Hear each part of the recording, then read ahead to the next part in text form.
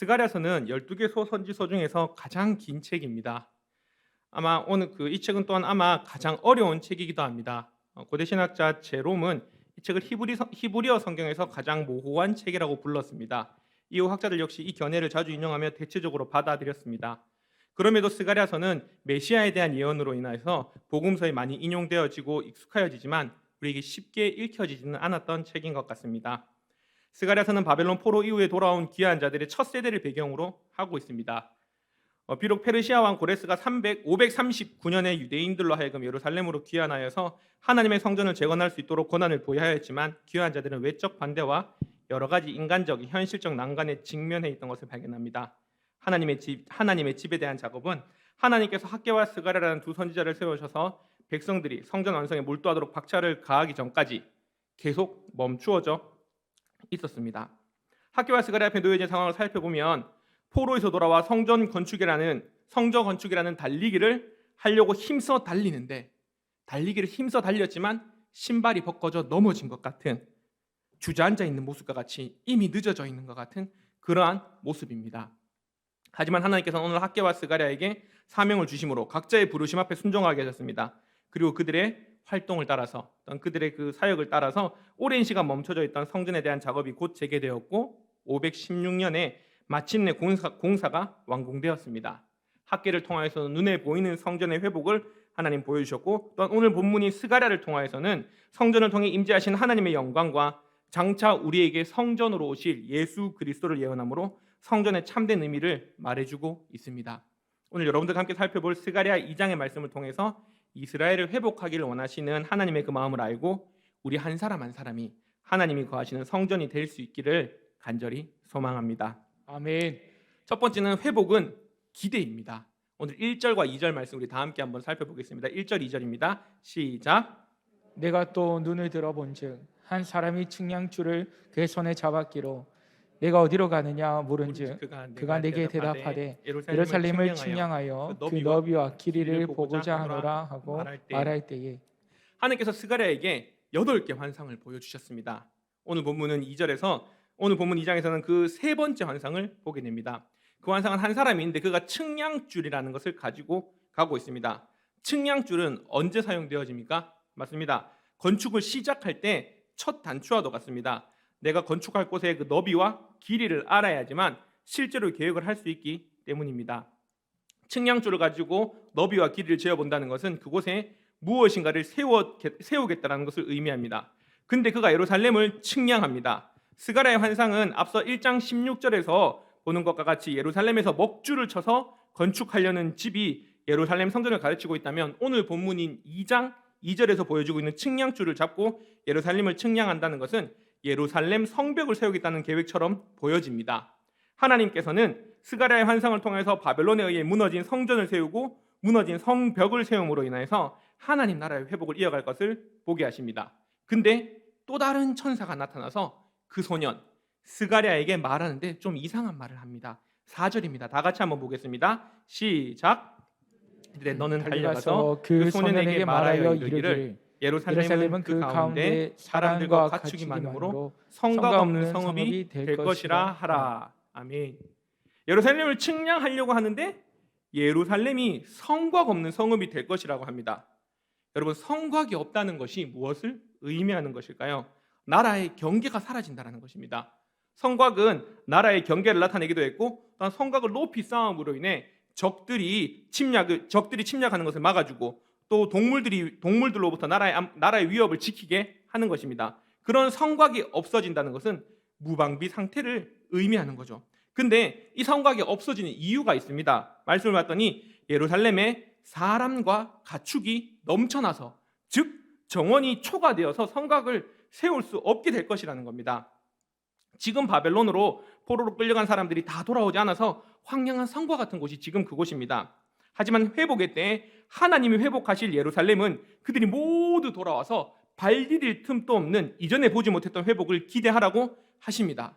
그런데 여러분, 그러면 예루살렘은 무엇으로 지키겠습니까? 사람들과 동물이 엄청 많아져서 성곽을 세울 수 없을 만큼 사람들이 많아진다면, 그래서 성곽이 없다면 다른 나라들이 공격하면 아수르에 의해 바벨론에 의해 무너졌던 것처럼 속수무책으로 당해야 하는데 회복을 해도 성곽이 없으면 또 무너지고 말 텐데 그러면 어떻게 하겠다라는 겁니까? 5절 말씀입니다. 우리 5절 다 함께 보겠습니다. 시작. 여호와의 말씀에 내가 불로 둘러싼 성곽이 되며 그 가운데 영광이 되리라. 여호와 하나님께서 말씀하십니다. 내가 불로 둘러싼 성곽이 되어줄게. 너희가 돌로 쌓은 이미 무너졌던 성곽이 아니라 여호와 하나님께서 불로 성곽이 되게 해주겠다고 말씀하고 계시는 것입니다. 할렐루야. 여호와 하나님께서 불로 성곽이 되어주신다는 것, 우리는 어디서 보았습니까? 출애굽기 12장에 이스라엘 백성이 애굽에서 내린 10번째 재앙으로 인해 애굽을 떠나게 됩니다. 그래서 애굽에서 이스라엘 백성들이 살았던 곳인 라암셋을 떠나 숫곳에 이르게 되었을 때 수많은 사람들과 동물들이 함께하게 됩니다. 그리고 숫곳을 지나 에담의 장막을 치게 될 때에 여호와께서 그들 앞에 가시며 구름 기둥과 불 기둥으로 이스라엘 백성을 지키셨습니다. 구름 기둥과 불 기둥 안에 있는 이스라엘 백성들은 낮의 해와 밤의 달이 그들을 해치지 못하게 하며 하나님이 지키셨던 것입니다. 그랬던 것처럼 스가랴의 환상을 통해서 하나님께서 이스라엘의 불로 성곽이 되게 하여 이스라엘을 지키겠다고 말씀하십니다.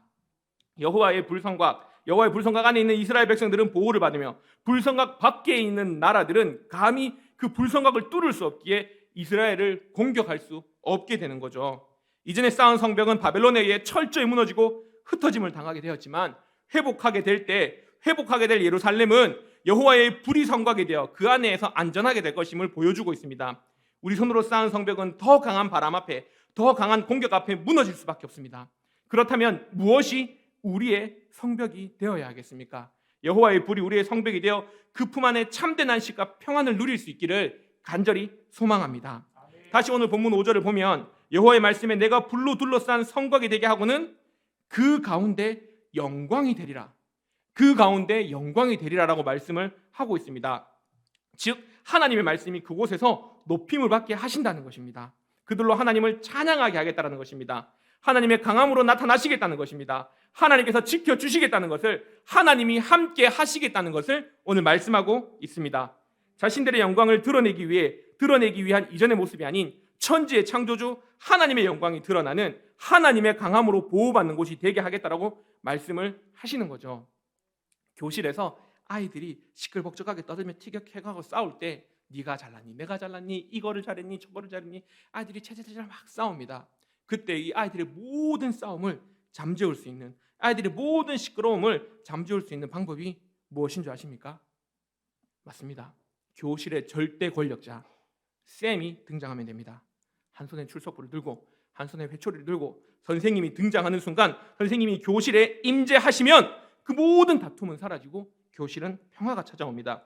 여호와께서 불로 성곽이 되게 하시며 그 가운데 영광이 되신다면 이전보다 훨씬 강한 것이 있을까요? 이것보다 강한 것이 있겠습니까? 하나님께서 예루살렘을 이렇게 회복하시겠다고 스가랴에게 보여주고 있는 것입니다. 동일하게 우리 가운데 말씀하신 하나님께서 저와 여러분들의 삶이 이렇게 회복되어지기를 원하고 계십니다.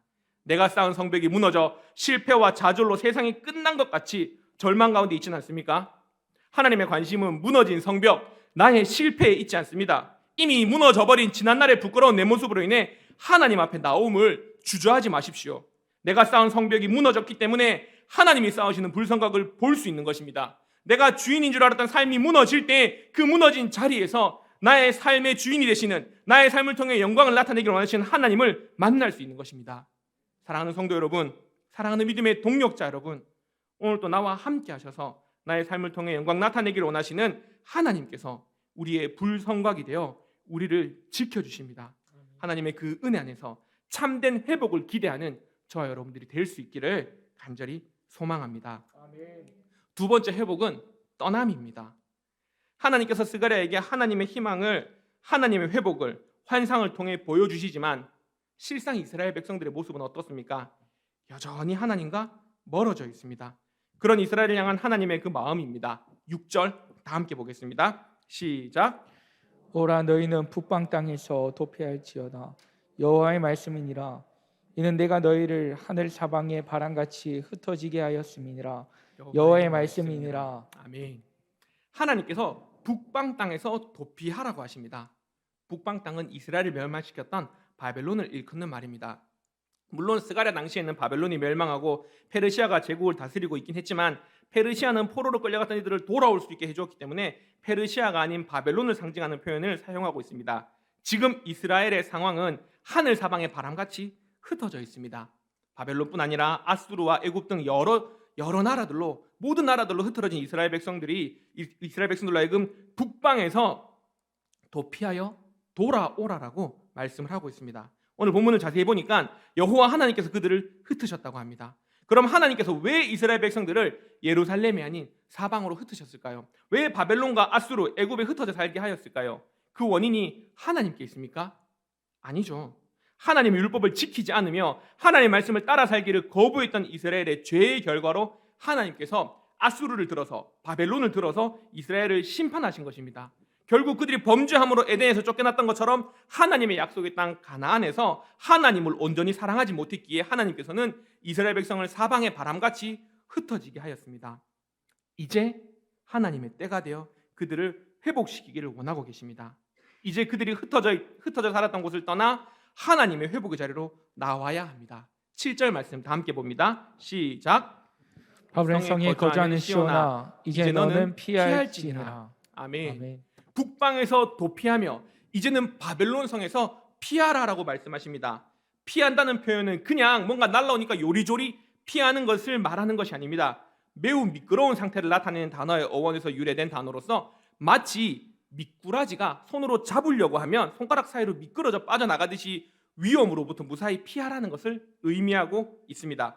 즉 우리를 하나님이 아닌 이방신을 섬기게 하는 바벨론에서 미꾸라지가 싹싹 빠져나가는 것처럼 빠져나오듯 피할 것을, 그곳을 떠날 것을 말씀하고 있는 것입니다. 하나님께서는 불성각으로 예루살렘을 지키며 예루살렘의 사람과 가축을 차고 넘치도록 살 수 있게 준비하셨지만 여전히 많은 이스라엘 백성들은 바벨론에서의 삶이 더 좋아 돌아오지 않고 있습니다. 사실 바벨론에서의 삶이 포로로 끌려갔던 이들에게 나쁘지 않았습니다. 아니요, 오히려 더 좋게 살아가고 있으며 이미 바벨론으로 끌려간 지 오랜 시간이 지났기 때문에 이미 그곳에서 정착하고 살고 있습니다.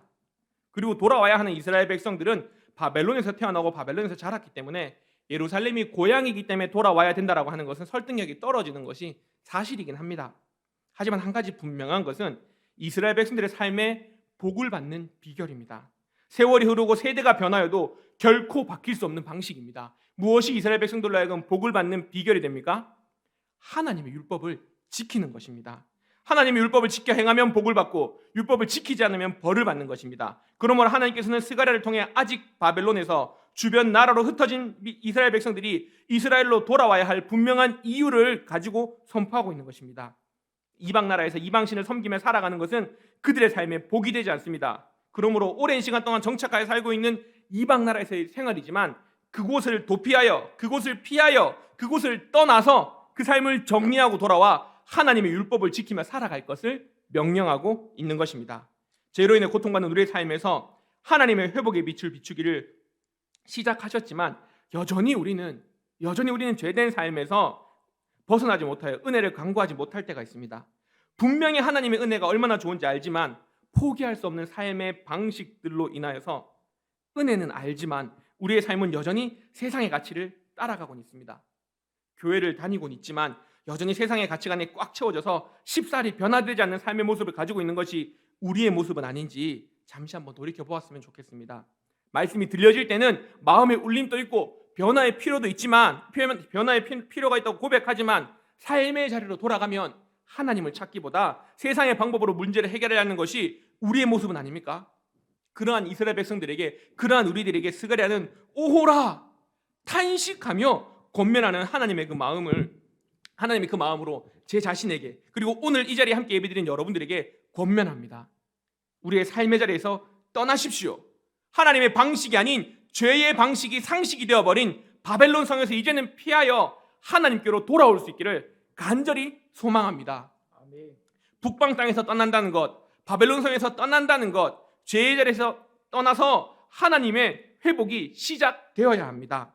하나님께로 회복하기를 원하십니까? 그럼 저와 여러분들은 하나님과 멀게 하는 것에서부터 떠나서 우리의 발걸음을 하나님께로, 저와 여러분들의 발걸음을 하나님께로 돌이킬 수 있기를 간절히 소망합니다. 아멘. 회복은 세 번째로 회복은 시작되었습니다. 그럼 언제 회복이 됩니까? 하나님께서 스가랴에게 환상을 통해서 측량줄을 잡고 있는 천사를 통해 불성곽을 지키는 예루살렘을 보여주시고 북방 땅에서 도피하라고까지 말씀을 하셨습니다. 하지만 예루살렘은 성전도 성벽도 없고 돌아오고 있는 백성들도 없습니다. 여전히 아무도 없는, 회복이라 하기에는 아무런 변화도 없는 상황입니다. 이런 상황 속에서 하나님은 스가랴에게 말씀하십니다. 10절 말씀 다 함께 봅니다. 시작. 여호와의 말씀에 시온에 따라 노래하고 기뻐하라. 이는 내가 와서 내 가운데에 머물 것임이라. 아멘. 여호와 하나님이 말씀하시기를 시온에 따라 이스라엘 백성을 부르는 관용구입니다. 이스라엘 백성들아 노래하고 기뻐하라고 말씀하십니다. 눈에 보이는 것은 노래할 만한 것도 기뻐할 만한 것도 없습니다. 하지만 분명한 것 한 가지, 지금 스가랴에게 환상으로 찾아오신 분이 누구십니까? 여호와 하나님이십니다. 하나님이 이스라엘을 회복시키실 것을 환상을 통해 보여주고 있습니다. 그 하나님이 일하심을 스가랴는 알게 되었습니다. 더욱이 이어서 말합니다. 내가 와서 내 가운데 머물 것임이라고요. 여호와 하나님께서 이스라엘 가운데 머무시겠다라고 말씀하십니다. 이 머물겠다라는 단어의 의미를 살펴보면 잠시 왔다가 가겠다는 것이 아니라 장막을 치고 머물겠다는 것을 의미합니다. 단지 얼마 동안 임시로 거하겠다는 것이 아니라 하나님께서 장막을 치고 그들과 함께 동거할 것임을 나타내고 있습니다. 하나님의 백성들과 함께하기를 원하시는 하나님의 그 마음을 표현하고 있는 것입니다.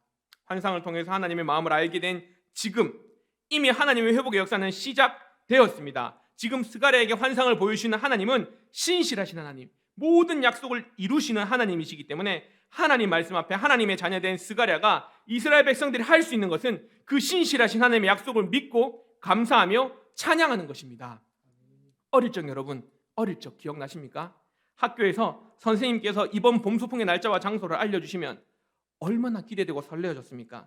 그날이 오기만을 손꼽아 기다렸지 않습니까?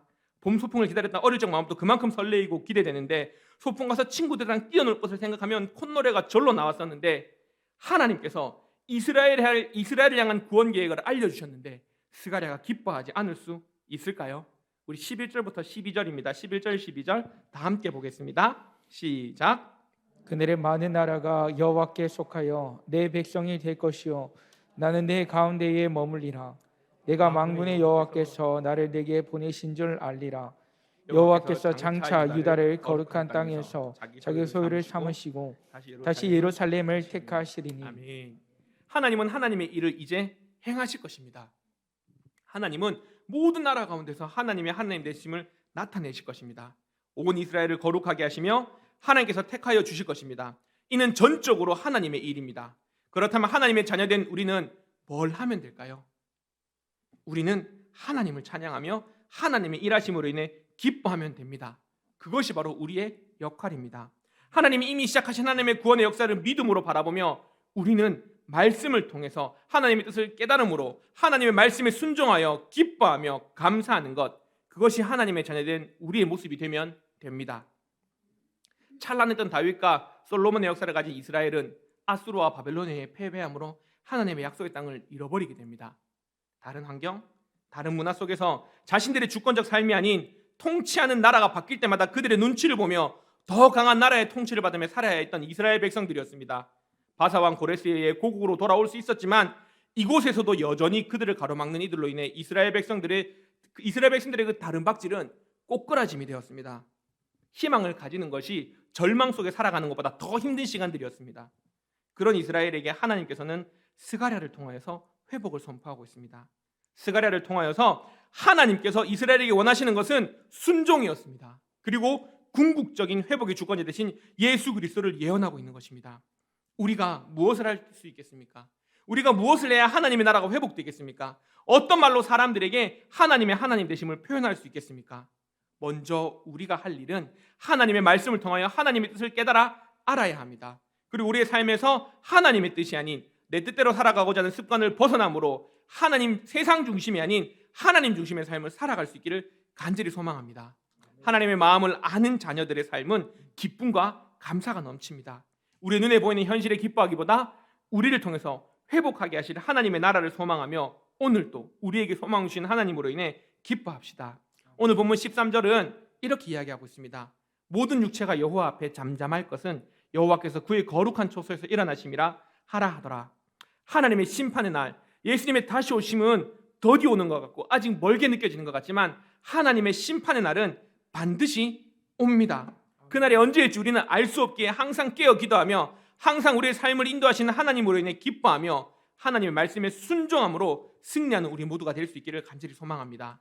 하나님은 우리를 통해서 우리 교회를 통해서 회복하기를 원하고 계십니다. 우리 교회는 보맹축을 준비하고 있습니다. 영혼 구원은 교회의 사명입니다. 하나님을 떠난 바벨론과 같은 세상에 살아가고 있는 영혼들을 향해 돌아오기를 원하시는 하나님의 그 마음을 우리가 깨달아서 우리 한 사람 한 사람이 우리의 가정과 직장과 각자 삶의 자리에 스가랴가 되어서 하나님의 회복의 마음을 선포해야 할 것입니다. 측량줄로 재어봤더니 세워질 이스라엘 성벽은 너무 작고 많은 백성이 돌아와야 돼서 이스라엘 성벽이 차고 넘칠 것 같아 염려됩니까? 그럴 염려할 필요가 없습니다. 하나님이 불성각이 되어서 우리의 성벽이 되어주실 것이기 때문에 염려할 것이 없습니다. 우리는 열심히 전하기만 하면 됩니다. 이제 여러분 방역 수칙도 많이 완화되었잖아요. 더 많이 와도 됩니다. 지금이 회복의 때입니다. 하나님의 마음을 가지고 힘써 복음을 전하며 바벨론과 같은 세상 속에 있는 가족과 친구들 앞에 기쁨으로 찬송하는 모습을 보여줍시다.